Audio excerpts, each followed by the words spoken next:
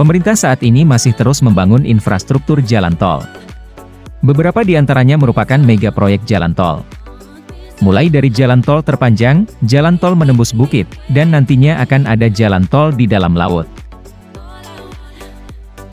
Bukan tanpa alasan, pembangunan jalan tol ini perlu dilakukan karena kondisi geografis Indonesia yang sangat menantang, di mana terdapat banyak kepulauan hingga pegunungan atau perbukitan, yang harus ditembus untuk menjangkau satu wilayah.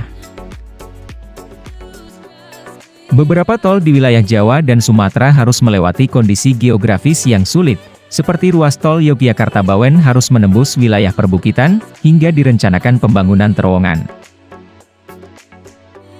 Bahkan pada pembangunan seksi 5 dari Temanggung-Ambarawa, juga harus dibangun konstruksi elevated atau layang sepanjang 4,4 km, karena melewati cagar budaya Yogyakarta.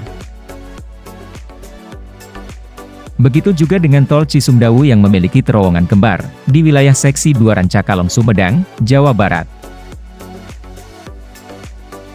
Terowongan kembar yang ada di tol ini memiliki panjang 472 meter, dengan diameter 14 meter.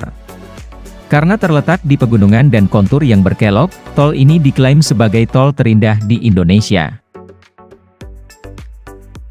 Sementara di Sumatera, ada tol Padang Pekanbaru dan tol Palembang Bengkulu yang juga harus dibangun terowongan, untuk menembus Bukit Barisan.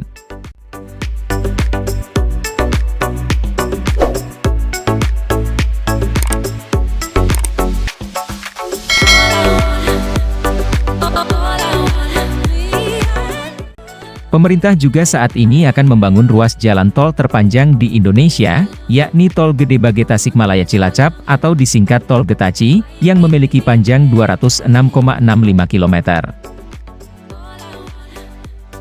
Pembangunan Tol Gede Bage Tasikmalaya Cilacap Getaci, saat ini sudah dalam proses inventarisasi lahan wilayah Gede Bage hingga Garut Utara, atau Seksi 1. Sehingga ruas awal ini ditargetkan sudah mulai dibangun pada kuartal kedua tahun 2023 mendatang. Di mana untuk seksi 1 dan 2 dari Gede Bage sampai Tasikmalaya, ditarget selesai pada 2024 mendatang, sedangkan untuk seksi 3 dan 4 dari Tasikmalaya hingga Cilacap, ditarget selesai pada 2029 mendatang.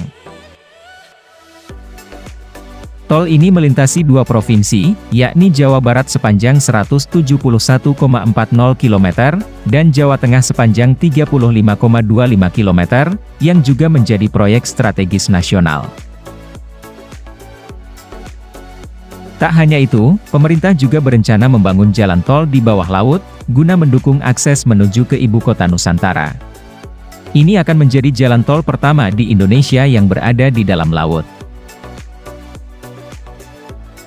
Untuk menyambung wilayah IKN di Penajam Pasar, Kalimantan Timur, akan dibangun tol terowongan bawah laut, yang tersambung tol Balikpapan Samarinda.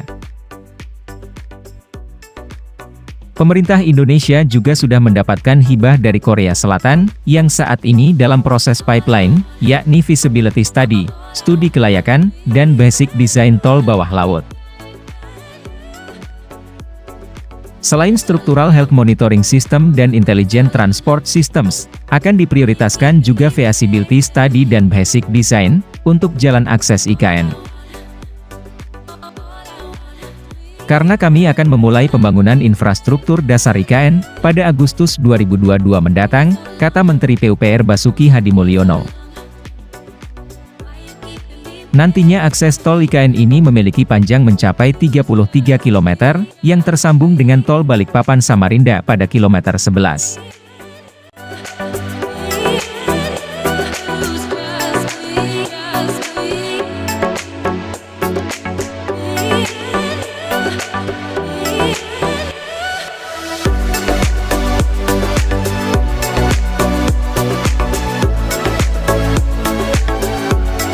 Terima kasih sudah menyaksikan video ini.